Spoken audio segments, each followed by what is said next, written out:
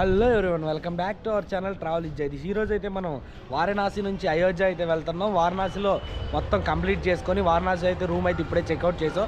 ఇప్పుడు మా ట్రిప్ వచ్చేసి ఇక్కడ నుంచి అయోధ్య అయితే వెళ్తాం. అయోధ్య వెళ్ళి ఈవినింగ్ కల్లా అయోధ్యలో అయితే దర్శనం అయితే చేసుకోవాలి. అసలు అక్కడ ఎలా ఉంటుంది ఏంటి అనేది అయితే చూద్దాం. మన మోహన్ బ్రో అయితే ఆల్రెడీ లగేజ్ మొత్తం పట్టుకొని ఉన్నాడు రెడీగా. ఈ విజయ్ బ్రో కోసం అయితే వెయిటింగ్. కార్ అయితే వేసుకొస్తానికి వెళ్ళారు పార్కింగ్ దగ్గర నుంచి. ఈలోపు మమ్మల్ని అయితే ఇదిగో ఎదురుకుండా నుంచి మోహన్ చూస్తున్నాము.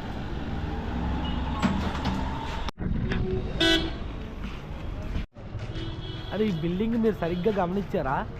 లాంతర్లో లైట్ల ప్లేస్లో లాంతర్లు పెట్టారు.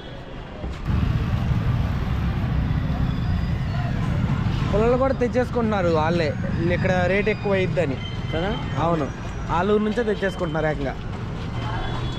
అదిగో మన కార్ వచ్చేస్తుంది, మన విజయ్ బ్రో వచ్చేస్తుంది మంచి ఫాస్ట్గా.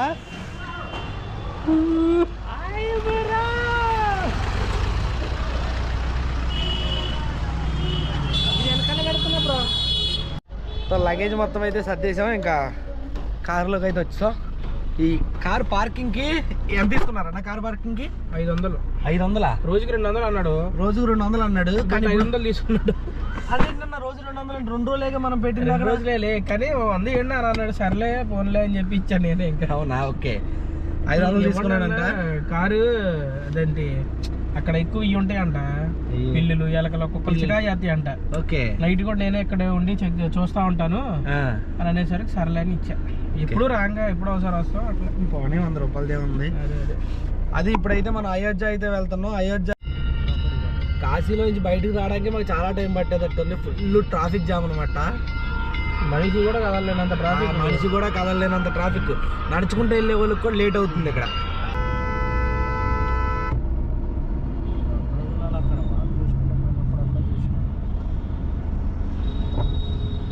అంతే ఏమీ లేదు. ఏంది ఇదా రోడ్డు? ఇవో పెద్ద మార్జిన్లు కూడా ఉన్నాయి చూడు, హైవే మార్జిన్లు ఉన్నట్టు. ఓకే, పెద్ద రోడ్డే అన్న. అయితే ఇది చాలా పెద్ద రోడ్ అండి. కాదన్నా,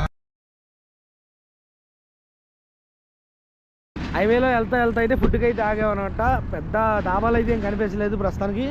వారణాసి సిటీ నుంచి కొంచెం ఎదురు రాగానే మాకు చిన్న షాప్ ఒకటి కనిపించింది. ఇక్కడ ఆగామన్నమాట ఫుడ్ తినడానికి. అన్న వాళ్ళు ఆల్రెడీ వెళ్ళిపోయారు. ఈ రోటీ ఏదో ఉందంట, ఒకసారి ఇంత అడిగాడు మావాడు.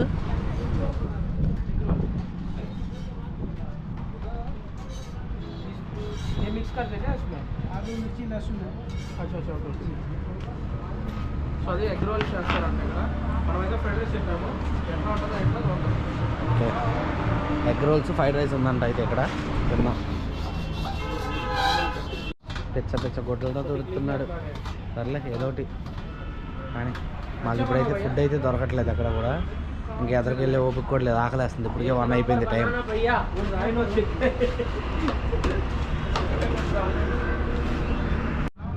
అన్న అయితే ఫ్రైడ్ రైస్ చెప్పాడు, నేనైతే నూడిల్స్ చెప్పాను. ఏదో వింతగా ఉందన్నమాట. అది ఏంటిదన్న ఏదో వేసాడు అన్న ఇందులో. సెజ్వాన్ సాస్ అంట. మొత్తం సాసే ఉంది దీని నిండా. వేరే స్టేట్లో వచ్చినప్పుడు ఏదో తినడమే తప్పదు కదా.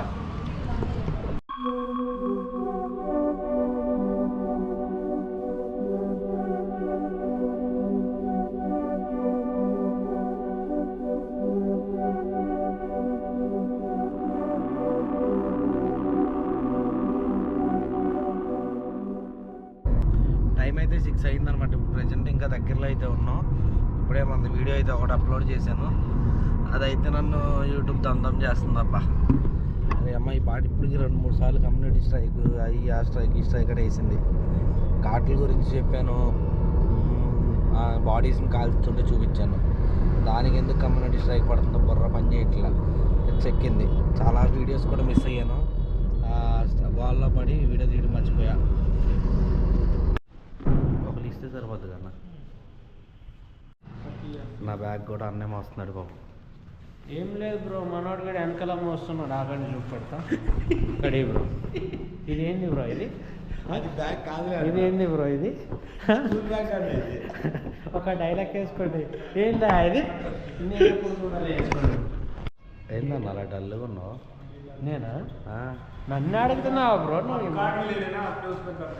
जी हाँ ये भैया को दे देंगे हम सब हमारा ग्रुप रहता ना उसमें रख लेंगे फिर हम लोग कितने भी मेंबर आपके आने वाले हैं ट्रेवल के लिए आप जाना आप कांटेक्ट कीजिए हमारे पास अंदर भी होटल है भैया हमारा कैसे है हम लोग ट्रैवलिंग का इन्फॉर्मेशन देते हैं బ్రో నీ ఆధార్ కార్డ్ బ్రో ఇది ఓను ఏ వీడియో కూడా నాయన ఎట్లా ఉన్నాడు అది ఎవడన్నాడు నిజంగానే నువ్వేనా ఎవడాడు నువ్వేనా మరి ఓ అమ్మ ఎట్లున్నావు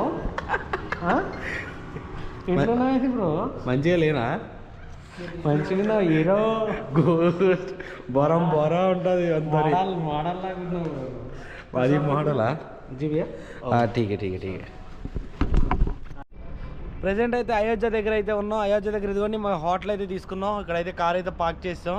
కార్ ప్యాక్ చేసి లోపలికి అయితే వస్తుంది. ఇదిగోండి రామ్ జానకి భవన్ హోమ్ స్టే అంట. ఇది హోటల్ అయితే బాగుంది. ఇక్కడ వచ్చేసి కాస్ట్ వచ్చి ఇక్కడ నుంచి టెంపుల్ వచ్చేసి 4 కిలోమీటర్స్ దూరం అనమాట.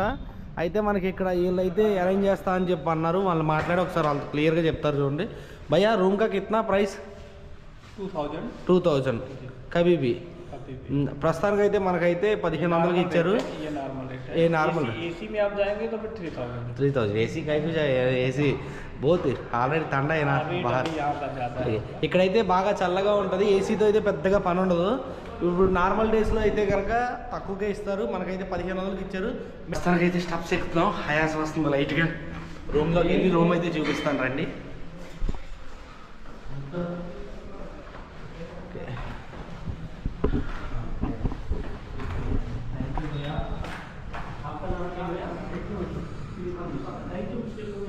Thank you very much bro. Thank you. Okay భయ్యా థ్యాంక్ యూ. మనం తీసుకున్న రూమ్ ఇది.